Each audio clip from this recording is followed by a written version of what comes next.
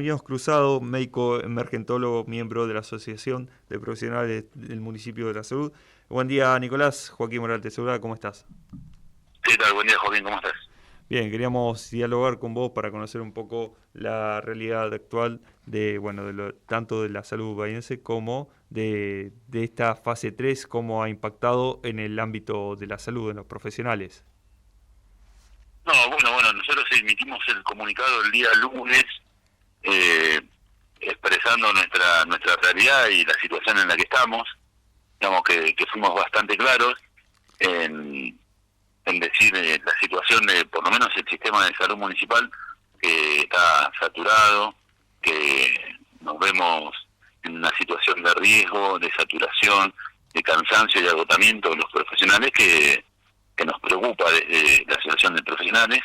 Y no sé si ustedes lo pudieron ver el día de ayer, el Colegio Médico como entidad rectora de la actividad de los médicos en todo lo que es el Distrito 10, la realidad fue contundente y me parece que expresó aún con mayor precisión aún lo que sentimos los médicos y te podría decir los profesionales de la salud, que tampoco son médicos, pero que se vieron representados por ese comunicado que hizo el Colegio de Médicos. Sí, lo pudimos leer. Manifestaban que ya estaban hartos, en pocas palabras, en resumidas cuentas es lo que decía ese comunicado. ¿Creen que es una falta de respeto a lo que ha sucedido con esto de la vuelta a la fase 3 y lo que está sucediendo con el conteo de las camas? La realidad es que la vuelta, hace ya una semana que estamos diciendo no vamos a hablar más de fases, entendemos la realidad social y económica de mucha parte de la población. Sí nos pareció irresponsable la forma en la que se comunicaron y de cómo se utilizaron los datos del sistema de vigilancia de camas de la provincia de Buenos Aires. Esto sí creemos que es completamente irresponsable porque no es la realidad.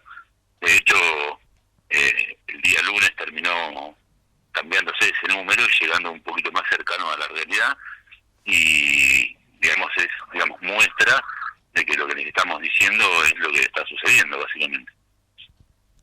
Buen día, Nicolás. Mauro Senesi te saluda. Quería consultarte justamente esta polémica que se está dando respecto a la carga de datos y los números de terapia intensiva o de cuidados intensivos. Queríamos consultarte, lejos está la realidad de Bahía Blanca de tener en un momento fueron 107, luego 101, bajaron a 80 y en el reporte de ayer 72. Si mal no tengo el número. ¿Tenés ideas cómo es el proceso de la carga de datos? Porque, a ver, la fuente es de la provincia de Buenos Aires. Pero ¿quién se la envía a La Plata esos datos? ¿Saben cómo es la gestión? La gestión de carga de datos es responsabilidad de cada entidad. Sí. O sea, el hospital municipal tiene un responsable, carga los datos del hospital municipal, lo mismo el PENA, lo mismo los hospitales privados. ¿Sí? Sí. También esos datos se los enviamos nosotros a la Secretaría de Salud, pero la carga de datos es responsabilidad de cada entidad. O sea, si una entidad un día carga 10 camas y otro día carga 5, después verá esa entidad cómo explica esa disminución en la carga de los datos. Nosotros podemos hablar por lo que hace el hospital municipal respecto a la carga de datos de cama, que es el que informa camas, ¿no? Claro. La realidad es que nosotros utilizamos un informe local, que ese sí son datos que le enviamos a la Secretaría de Salud, y ese es realmente el número real. Yo entiendo que la provincia tenga que tener un control, no me parece inadecuado, pero me parece que deberían ser iguales ambos informes. No lo vi yo el de ayer, ese número de 70 y pico. Sí miro yo el que es actual en el municipio, que está hace varios meses la misma cantidad de camas informadas, ¿no? Es el que veníamos nosotros utilizando, que tenemos 46 camas para COVID y 33 para no COVID. Claro, que ese era el que nosotros recibíamos como prensa, desde prensa de la información oficial, teníamos ese dato, pero en los últimos, te diría que jueves, viernes, la fuente dice gestión de camas de la provincia de Buenos Aires, cuidados intensivos, total de camas, no hace una distinción entre si esas camas de UTI son de COVID o no, sino que dice el total de camas 72. ¿sí? Y bueno, antes uno tenía específicamente lo que es el cuadro COVID y la cantidad de camas ocupadas de COVID. Y se ha cambiado la forma en que se comunica. Por eso es nuestra insistencia. Y básicamente ustedes ven que, a ver, si los propios entidades son los que comunican, ninguna entidad va a mentir con la carga de datos o con la cama de camas que tiene disponible. Quiero entender que no, que nadie lo va a hacer, y en todo caso, si disminuyeron la cantidad de camas, tendrá un motivo. O sea, eso pasa diariamente, que se rompe el panel de oxígeno y aire comprimido de una cama de terapia intensiva, esa cama desaparece, no puede ser utilizada. Y eso pasa mucho más con el uso que está teniendo todos los paneles de las unidades de terapia intensiva. De la misma forma que se puede romper un respirador, por eso hay que tener respiradores de soporte para cuando se rompe alguno, digamos. La realidad es que uno debería tratar de sostener a lo largo del tiempo la misma cantidad de camas, mucho más previendo lo que está sucediendo, ¿no? Que es que la cantidad de casos no disminuyeron. De hecho, el día de ayer fue el día récord, y eso nos dice que la semana que viene vamos a tener muchos pacientes con neumonía grave, por lo tanto vamos a necesitar las camas que hasta este momento estamos manejando. Nicolás, ayer veía un video de un médico de la ciudad de Punta Alta, un médico intensivista, si no me equivoco, que él, según su visión, en estos momentos ambas ciudades, Punta Alta y Bahía, deberían estar en una fase 1 si es que, bueno, si la situación económica lo permitiese. ¿Vos compartís esta visión? La realidad es que la única manera de evitar que haya contagios es disminuyendo la circulación de gente y las reuniones en lugares, en espacios cerrados, bueno, todo lo que ya se ha mostrado el año pasado. De hecho, las fases duras del año pasado hicieron que se retrasase la cantidad de pacientes que vimos. Nosotros empezamos a ver una gran cantidad de pacientes y pacientes graves entre fines de agosto, mediados de septiembre y principios de octubre. Ahí fue donde explotó en números la cantidad de pacientes que vimos, y eso fue porque las fases hicieron que la gente no circulara.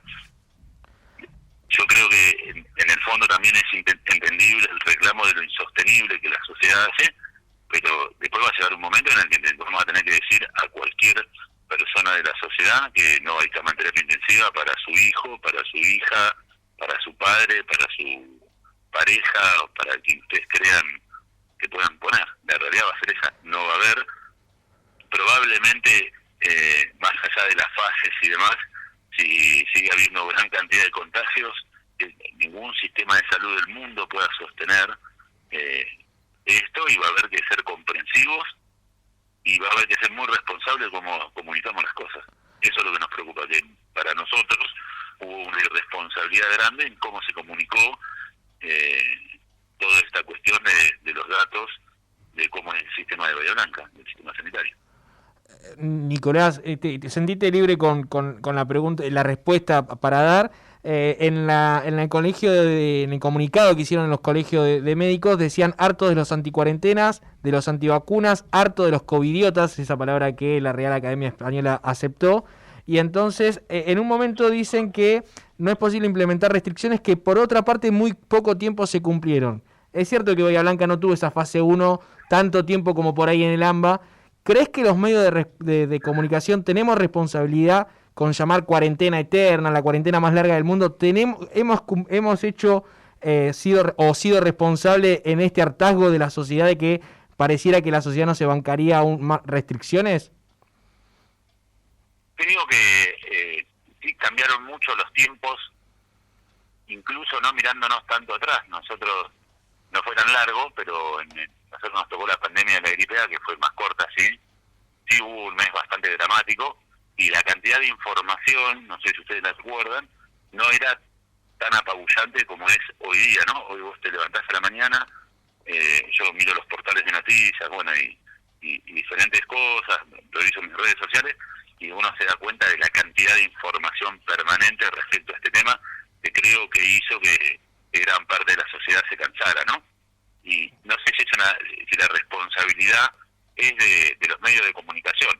Sí, quizás cada uno tendrá que evaluar la responsabilidad de cómo y de qué forma utilizó esa información y cómo la comunicó, eso está claro. Y ya para ir más puntual, y es cómo se encuentra la situación de los empleados ahí en el hospital municipal. ¿Cuántos del personal ha sido ya inoculado con la segunda dosis de algunas de las vacunas que fueron destinadas? Creo que era con las Sputnik, llegaron, que fueron los primeros. Quería consultarte ese número y cómo es la situación anímica para enfrentar que todavía no llegamos al invierno. Mira, voy a empezar contestándote por el final. En la situación anímica del personal de salud del hospital es de mucho cansancio, de mucho agotamiento, muchos en situación de necesidad de licencia para poder descansar y desconectar un poco la cabeza y retomar actividades con un poco más de frescura. La realidad que es bastante dramática en ese sentido. Estamos ahí detrás de nuestros compañeros tratando de apoyarlos y de encontrar estas alternativas de que utilicen diferentes tipos de licencia que tenemos. ¿Eso qué hace? Repercute en que otro compañero va a verse un poco sobrecargado un par de días porque no hay personal excedente y por lo tanto es muy preocupante porque va a llegar un momento que vamos a tener menos profesionales y una gran cantidad de pacientes y va a ser una disminución en la calidad de la atención de los pacientes. Eso, digamos, no hay que ser muy conocedor del sistema de salud para saber eso.